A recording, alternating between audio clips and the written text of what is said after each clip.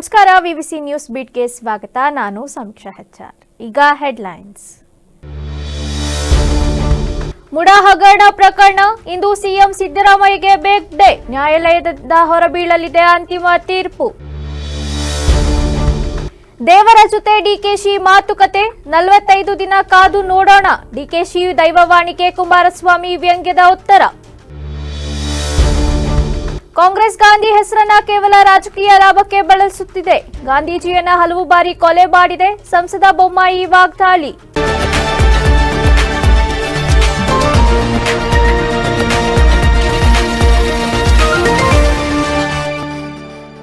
CM Siddaramaiah ವಿರುದ್ಧದ ಮುಡಾ ಹಗರಣ ಪ್ರಕರಣದಲ್ಲಿ ಲೋಕಾಯುಕ್ತ ನೀಡಿರುವ ಕ್ಲೀನ್ ಚಿಟ್ ಕುರಿತು ಜನಪ್ರತಿನಿಧಿಗಳ ನ್ಯಾಯಾಲಯ ಇಂದು ಮಹತ್ವದ ಆದೇಶ ಪ್ರಕಟಿಸಲಿದೆ. ಲೋಕಾಯುಕ್ತ ಸಲ್ಲಿಸಿರುವ ಬಿ ರಿಪೋರ್ಟ್ ಪ್ರಶ್ನಿಸಿ ದೂರುದಾರ ಸ್ನೇಹಮಯಿ ಕೃಷ್ಣ ಕೋರ್ಟ್ ಮೆಟ್ಟಿಲೇರಿದ್ದರು.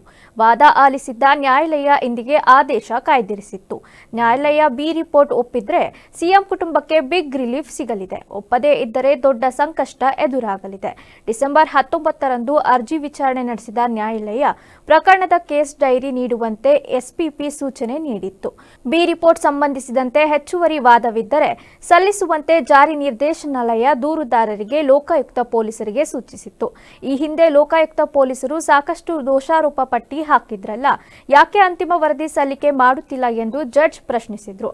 ಇದಕ್ಕೆ ಉತ್ತರಿಸಿದ್ದ ಲೋಕಾಯುಕ್ತ ವಿಶೇಷ ಸರ್ಕಾರಿ ಅಭಿಯೋಜಕ ವೆಂಕಟೇಶ್ ಅರಬಟ್ಟಿ, ಈಗಾಗಲೇ ಅಂತಿಮ ವರದಿ ತಯಾರಿ ಆಗಿದೆ, ಅನುಮತಿ ಸಿಗದ ಕಾರಣ ಸಲ್ಲಿಕೆ ಮಾಡುತ್ತಿಲ್ಲ, ಸ್ವಲ್ಪ ಸಮಯ ನೀಡಿದ್ರೆ ಸೀಲ್ಡ್ ಕವರ್ನಲ್ಲಿ ವರದಿ ನೀಡಲು ಸಿದ್ಧ ಎಂದು ತಿಳಿಸಿದರು. ಉಪಮುಖ್ಯಮಂತ್ರಿ ಡಿಕೆ ಶಿವಕುಮಾರ್ ಅವರು ತಾವು ದೇವರ ಜೊತೆ ಮಾತನಾಡಿದ್ದಾಗಿ ಹೇಳಿಕೊಂಡಿರುವುದಕ್ಕೆ ಕೇಂದ್ರ ಸಚಿವ ಎಚ್.ಡಿ. ಕುಮಾರಸ್ವಾಮಿ ವ್ಯಂಗ್ಯವಾಡಿದ್ದಾರೆ. ಅವರು ದೇವರ ಜೊತೆ ಮಾತನಾಡಿದ್ದಾರಲ್ಲ, ಏನಾಗುತ್ತೆ ಅಂತ ಇನ್ನೊಂದು 45 ದಿನ ಕಾದು ನೋಡೋಣ ಎಂದು ತಿರುಗೇಟು ನೀಡಿದ್ದಾರೆ. ಬಾಳೆಹೊನ್ನೂರಿನ ಸೀಗೋಡು ಗ್ರಾಮದಲ್ಲಿ ನಡೆದ ಕಾಫಿ ಸಂಶೋಧನಾ ಕೇಂದ್ರದ 100ನೇ ವಾರ್ಷಿಕೋತ್ಸವದಲ್ಲಿ ಮಾತನಾಡಿದ ಅವರು, ವಿರೋಧ ಪಕ್ಷಗಳಿಗೆ ಸದನದಲ್ಲಿ ಚರ್ಚೆಗೆ ಅವಕಾಶ ನೀಡದೆ ಏಕಪಕ್ಷೀಯವಾಗಿ ಬಿಲ್ಗಳನ್ನು ಅಂಗೀಕರಿಸಲಾಗುತ್ತಿದೆ.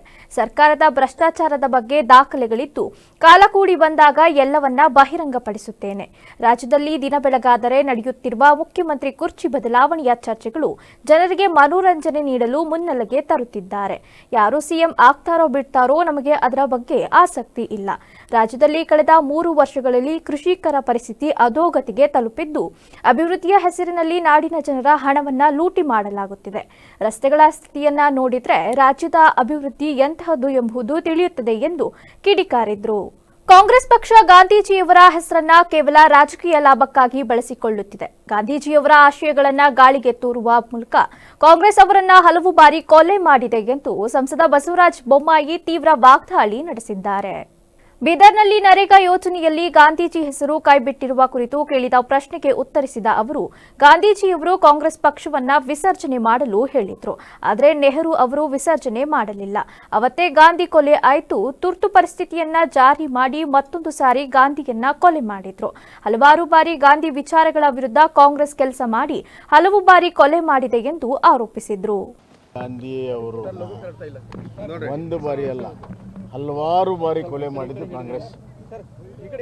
ಕಾಂಗ್ರೆಸ್ಸನ್ನು ವಿಸರ್ಜನೆ ಮಾಡಬೇಕಂತ ಮಹಾತ್ಮ ಗಾಂಧಿ ಹೇಳಿದರು. ಅದನ್ನು ವಿಸರ್ಜನೆ ಮಾಡಲಿಲ್ಲ ನೆಹರು ಅವರು. ಅವತ್ತೇ ಮಹಾತ್ಮ ಗಾಂಧಿ ಕೊಲೆ ಆಯಿತು. ಅದೇ ರೀತಿ ಮಹಾತ್ಮ ಗಾಂಧಿ ಅವರು ಏನು ಪ್ರಜಾತಂತ್ರ ಸಂವಿಧಾನಕ್ಕೇನು ಒಪ್ಕೊಂಡಿದ್ರು, ಅದಕ್ಕೆ ಅಪಚಾರವನ್ನು ಎಮರ್ಜೆನ್ಸಿ ಮಾಡಿದ ದಿವಸ ಇನ್ನೊಂದು ದಿವಸ ಕೊಲೆ ಆಯಿತು. ಈ ಥರ ಹಲವಾರು ಬಾರಿ ಮಹಾತ್ಮ ಗಾಂಧಿಯ ವೈಚಾರಿಕ ವಿರುದ್ಧವಾಗಿ ಕೆಲಸ ಮಾಡಿರುವಂಥ ಕಾಂಗ್ರೆಸ್ಸು ಹಲವಾರು ಬಾರಿ ಮಹಾತ್ಮ ಗಾಂಧಿಯನ್ನು ಕೊಲೆ ಮಾಡಿದೆ, ಒಂದು ಸತಿ ಅಲ್ಲ. ಎರಡನೇದಾಗಿ ರಾಮ ಮತ್ತು ಮಹಾತ್ಮ ಗಾಂಧಿನ ಬೇರ್ಪಡಿಸುವಂಥ ಕೆಲಸ ಮಾಡುವಂಥ ಪಾಪ ಕಾಂಗ್ರೆಸ್ ಮಾಡ್ತಾರೆ. ರಾಮ ಬೇರೆ ಅಲ್ಲ, ಮಹಾತ್ಮ ಗಾಂಧಿ. ಮಹಾತ್ಮ ಗಾಂಧಿಯ ಆತ್ಮ ರಾಮನ ಹೆಸರು ಹೇಳ್ತದೆ.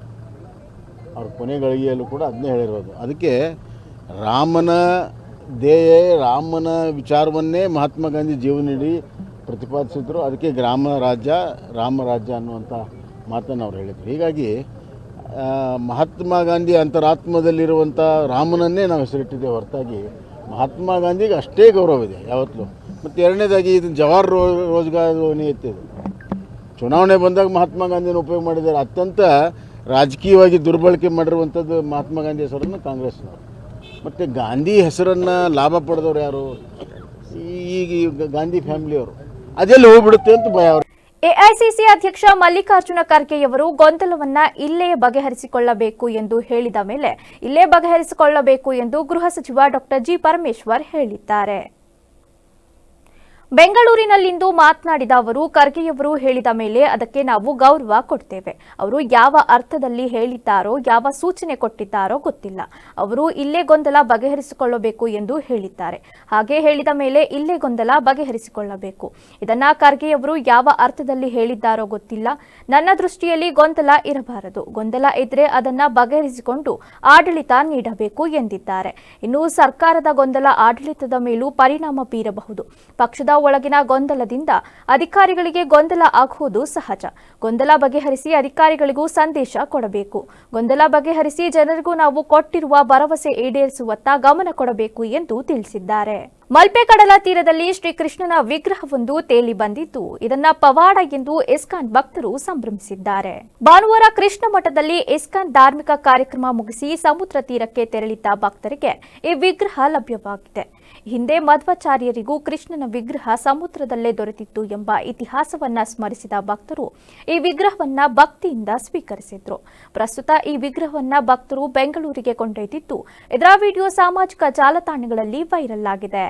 ದೆಹಲಿ ಮತ್ತು ಆಂಧ್ರಪ್ರದೇಶ ನಡುವಿನ ವಿಜಯ್ ಹಜಾರೆ ಟೂರ್ನಿ ಪಂದ್ಯವನ್ನ ಚಿನ್ನಸ್ವಾಮಿಯಲ್ಲಿ ನಡೆಸಲು ಪೊಲೀಸರು ಅನುಮತಿ ನೀಡಲು ನಿರಾಕರಿಸಿದ್ದಾರೆ. ಬುಧವಾರ ದೆಹಲಿ ಮತ್ತು ಆಂಧ್ರಪ್ರದೇಶದ ಮಧ್ಯೆ ಮೊದಲ ಪಂದ್ಯ ನಿಗದಿಯಾಗಿತ್ತು. ಈ ಪಂದ್ಯದಲ್ಲಿ ವಿರಾಟ್ ಕೊಹ್ಲಿ ದೆಹಲಿ ಪರ ಕಣಕ್ಕೆ ಇಳಿಯಬೇಕಿತ್ತು.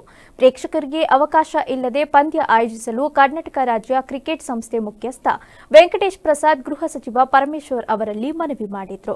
ಕಳೆದ ಜುಲೈನಲ್ಲಿ ಆರ್ಸಿಬಿ ವಿಜಯೋತ್ಸವ ವೇಳೆ ಸಂಭವಿಸಿದ್ದ ಕಾಲ್ತುಳಿತದಲ್ಲಿ 11 ಮಂದಿ ಅಭಿಮಾನಿಗಳು ಸಾವನ್ನಪ್ಪಿದ್ದ ಬಳಿಕ ಚಿನ್ನಸ್ವಾಮಿ ಸ್ಟೇಡಿಯಂನಲ್ಲಿ ಕ್ರಿಕೆಟ್ ಪಂದ್ಯಗಳನ್ನು ಸ್ಥಗಿತಗೊಳಿಸಲಾಗಿತ್ತು. ಇದೇ ಕಾರಣದಿಂದ ಮಹಿಳಾ ವಿಶ್ವಕಪ್ ಪಂದ್ಯ ಕೂಡ ಕೈತಪ್ಪಿತ್ತು. ಕಳೆದ 4 ದಿನಗಳಿಂದ ಓಡಾಡುತ್ತಿರುವ ಒಂಟಿಸಲಗ ಇಂದು ಬೆಳಿಗ್ಗೆ ಹಿರೇಕೆರೂರು ಪಟ್ಟಣದಲ್ಲಿ ಕಾಣಿಸಿಕೊಂಡಿದ್ದು, ಹಿರೇಕೆರೂರು ಪಟ್ಟಣದ ದುರ್ಗಾದೇವಿ ನಗರದ ಶಾಸಕರ ಮಾದರಿ ಶಾಲೆಯ ಗೇಟ್ ಮುರಿದು ಆನೆ ಒಳ ಪ್ರವೇಶಿಸಿದೆ. ಆರಂಭದಲ್ಲಿ ಆನೆ ಬ್ಯಾಡಗಿ ಬಳಿಕ ರಾಣಿಬೆನ್ನೂರು, ಈಗ ಹಿರೇಕೆರೂರಿನಲ್ಲಿ ಕಾಣಿಸಿಕೊಂಡಿದ್ದು, ಸುತ್ತಮುತ್ತಲಿನ ಗ್ರಾಮಸ್ಥರು ಆತಂಕದಲ್ಲಿದ್ದಾರೆ. ರೈತರ ಜಮೀನಿನಲ್ಲಿ ಬೆಳೆದಿದ್ದ ಬೆಳೆಯನ್ನ ಹಾನಿ ಮಾಡುತ್ತಾ ಆನೆ ನುಗ್ಗುತ್ತಿದ್ದು, ನಿನ್ನೆ ರಾಣಿಬೆನ್ನೂರು ತಾಲೂಕಿನ ಕುಸುಗೂರು ಗ್ರಾಮದ ಬಳಿ ಆನೆ ಪ್ರತ್ಯಕ್ಷವಾಗಿತ್ತು. ಇವತ್ತು ಶಿಕಾರಿಪುರದತ್ತ ಆನೆ ಮುಖ ಮಾಡಿದ್ದು, ಸೆರೆ ಹಿಡಿಯಲು 4 ದಿನಗಳಿಂದ ಅರಣ್ಯ ಇಲಾಖೆ ಹರಸಾಹಸ ಪಡುತ್ತಿದೆ. ಆದರೆ ಒಂದೇ ಕಡೆ ನಿಲ್ಲದೆ ಬೇರೆ ಕಡೆ ಕಾಡಾನೆ ಹೋಗುತ್ತಿರುವುದರಿಂದ ಸೆರೆ ಹಿಡಿಯಲು ಕಷ್ಟವಾಗುತ್ತಿದೆ. ಚಾಮರಾಜನಗರ ಜಿಲ್ಲೆಯ ಯಳಂದೂರು ತಾಲೂಕಿನ ಮಾಂಬಳ್ಳಿ ಗ್ರಾಮ ಪಂಚಾಯಿತಿ ಆವರಣದಲ್ಲಿ 2024-25ನೇ ಸಾಲಿನ ನರೇಗಾ ಯೋಜನೆಯ ಸಾಮಾಜಿಕ ಲೆಕ್ಕ ತಪಾಸಣೆ ಹಾಗೂ 2026-27ನೇ ಸಾಲಿನ ಕ್ರಿಯಾ ಯೋಜನೆಯ ಕುರಿತು ಗ್ರಾಮಸಭೆ ಹಮ್ಮಿಕೊಳ್ಳಲಾಗಿತ್ತು. ಗ್ರಾಮ ಪಂಚಾಯಿತಿ ಅಭಿವೃದ್ಧಿ ಅಧಿಕಾರಿ ಹುಷಾರಾಣಿ ಮಾತನಾಡಿ, ಕೇಂದ್ರ ಮತ್ತು ರಾಜ್ಯ ಸರ್ಕಾರಗಳು ಗ್ರಾಮೀಣಾಭಿವೃದ್ಧಿಗೆ ಹೆಚ್ಚಿನ ಒತ್ತು ನೀಡುತ್ತಿವೆ. 2026-27ನೇ ಸಾಲಿನ ಕ್ರಿಯಾ ಯೋಜನೆ ಸಿದ್ಧಪಡಿಸಲಾಗಿದ್ದು, ವಾರ್ಡ್ಗಳ ಸಮಗ್ರ ಅಭಿವೃದ್ಧಿಗೆ ಸಾರ್ವಜನಿಕರು ಹಾಗೂ ಸದಸ್ಯರು ಸಹಕರಿಸಬೇಕು ಎಂದು ಕೋರಿದರು. ಈ ಕಾಮಗಾರಿಗಳನ್ನ ಆಯ್ಕೆ ಆದ್ರಿಂದ ದಯಮಾಡಿ ಹಲವಾರು ಕಾಮಗಾರಿಗಳನ್ನ ಹೇಳಿದಿರಿ. ಅದರಲ್ಲೂ ಏನಾದ್ರು ಬಿಟ್ಟು ಹೋಗಿದ್ರೆ ನೀವು ಈ ಗ್ರಾಮ ಸಭೆಯಲ್ಲೂ ಸಹ ಹೇಳಿ ಅಂತಿಮವಾಗಿ ನಮ್ಮ ಒಂದು ಈ ಕ್ರಿಯೋಜನೆಗೆ ಅನುಮೋದನೆಯನ್ನ ಕೊಡಬೇಕು ಅಂತ ನಾನು ಈ ಗ್ರಾಮ ಸಭೆಯಲ್ಲಿ ಕೇಳ್ಕೊಳ್ತಾ ಇದ್ದೀನಿ. ಸರ್ಕಾರಿ ಹಿರಿಯ ಪ್ರಾಥಮಿಕ ಶಾಲೆ ಮಾಂಬಳ್ಳಿ 1 ಇಲ್ಲಿಗೆ ಕಾಂಪೌಂಡ್ ನಿರ್ಮಾಣ ಅಂದ್ರೆ ಅಪೂರ್ಣವಾಗಿದೆ. ಸ್ವಲ್ಪ ಭಾಗ ಉಳ್ಕೊಂಡಿದ್ದು, ಭಾಗಶಃ ಕಾಂಪೌಂಡ್ ನಿರ್ಮಾಣ ಕೇಳಿದ್ದಾರೆ.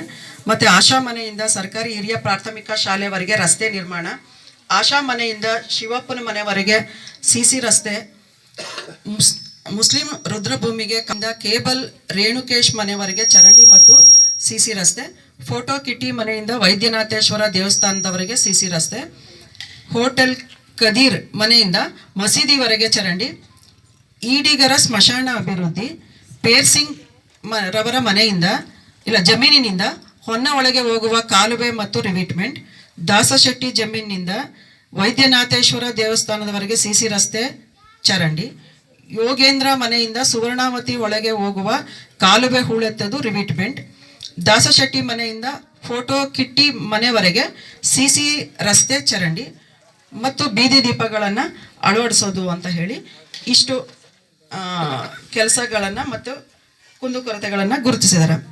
ಮತ್ತು ವಾರ್ಡ್ 2ರಲ್ಲಿ ಸರ್ಕಾರಿ ಪ್ರಾಥಮಿಕ ಪಾಠಶಾಲೆಯಿಂದ ಹೊಂಬಾಳೆಯನ್ನ ಪಂಪ್ಸೆಟ್ವರೆಗೆ ಹೂಳು ತೆಗೆಯುವುದು, ಕೊಂಡಯ್ಯನಕಟ್ಟೆ ಅಭಿವೃದ್ಧಿ, ಸಾಮೂಹಿಕ ಶೌಚಾಲಯದ ದುರಸ್ತಿ ಮತ್ತು ಗ್ರಾಮ ಪಂಚಾಯಿತಿ ಅಧ್ಯಕ್ಷ ಮಲ್ಲೇಶ್ ಸಭೆ ಅಧ್ಯಕ್ಷತೆ ವಹಿಸಿ ಮಾತನಾಡಿ, ವಾರ್ಡ್ ಸಭೆಗಳಲ್ಲಿ ಸಿದ್ಧಪಡಿಸಲಾದ ಕಾಮಗಾರಿಗಳ ಪಟ್ಟಿಗೆ ಅನುಮೋದನೆ ನೀಡಲಾಗಿದೆ ಎಂದರು. ಇನ್ನು ಇದೇ ವೇಳೆ ಗ್ರಾಮದಲ್ಲಿ ಹೆಚ್ಚಾಗಿರುವ ನಾಯಿ ಹಾಗೂ ಕೋತಿಗಳ ಹಾವಳಿಯನ್ನ ತಡೆಗಟ್ಟಲು ಮುಂದಿನ ದಿನಗಳಲ್ಲಿ ಕ್ರಮ ವಹಿಸುವುದಾಗಿ ಭರವಸೆ ನೀಡಿದರು. ಶಸ್ತ್ರಾಸ್ತ್ರ ಅಂತ ಮಾಡಿಸ್ಬೇಕು ಅಷ್ಟೇ, ನಾಯಿಗಳಿಗೆ ಅಷ್ಟೇ. ನಿಜ ನಾಯಿಗಳು ಫುಲ್ ಜಾಸ್ತಿ ಆಗಲ್ಲ, ಎಲ್ಲ ತಗೊಂಡು ಹೋಗಲ್ಲ.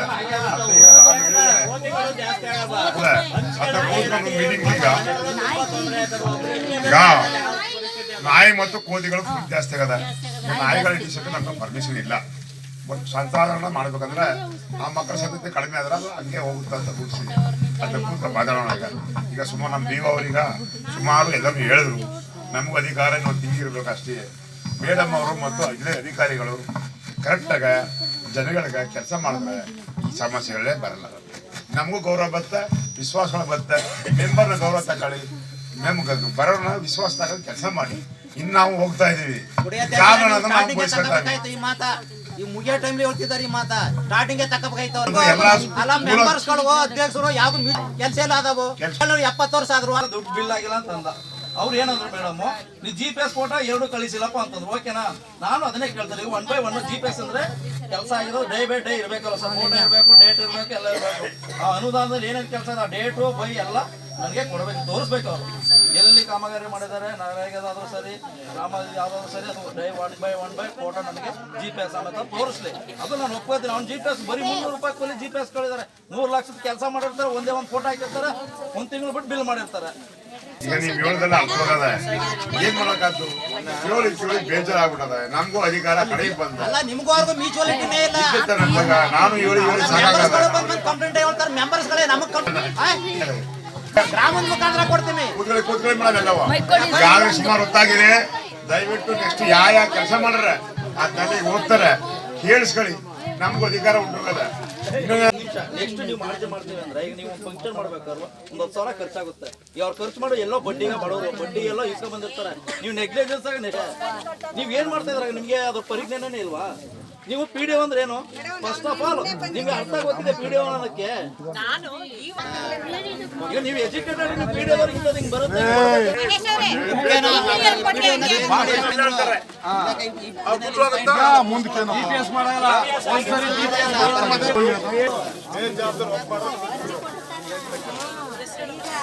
ಮೂರನೇ ಬ್ಲಾಕ್ ಅಲ್ವಾ?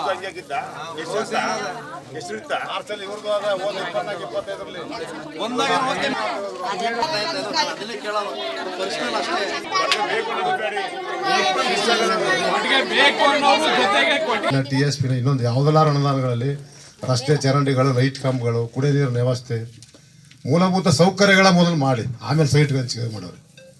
ಇದೊಂದು ದಯವಿಟ್ಟು ನನ್ನ ಒಂದು ಮನವಿ ಇದು ಸರ್ಕಾರಕ್ಕೆ. ಈಗ ಮತ್ತೊಮ್ಮೆ ಹೆಡ್ಲೈನ್ಸ್.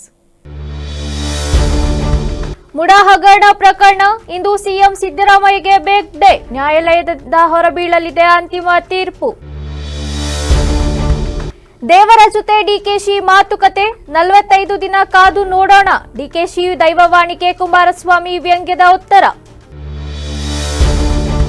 ಕಾಂಗ್ರೆಸ್ ಗಾಂಧಿ ಹೆಸರನ್ನ ಕೇವಲ ರಾಜಕೀಯ ಲಾಭಕ್ಕೆ ಬಳಸುತ್ತಿದೆ, ಗಾಂಧೀಜಿಯನ್ನ ಹಲವು ಬಾರಿ ಕೊಲೆ ಮಾಡಿದೆ, ಸಂಸದ ಬೊಮ್ಮಾಯಿ ವಾಗ್ದಾಳಿ.